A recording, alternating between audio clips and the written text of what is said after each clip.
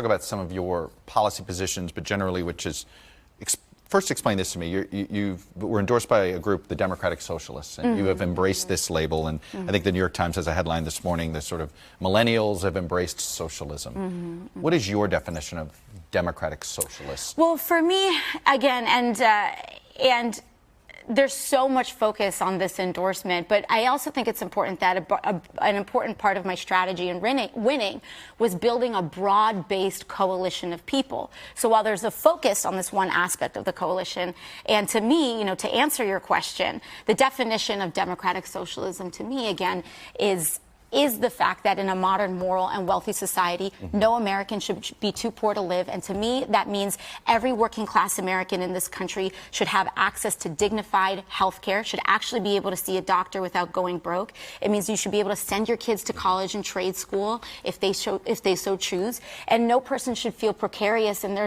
or unstable in their access to housing as our economy develops. Some Democrats are afraid of the S word. They feel like that social, it has...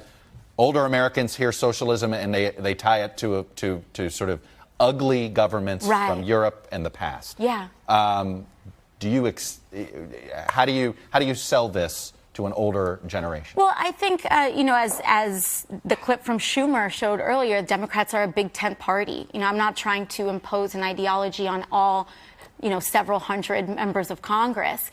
But I do think that, once again, it's not about selling an ism or an ideology or a label or a color. This is about selling our values. Are you a Democratic Socialist? Is that what you call yourself, or you don't want that label?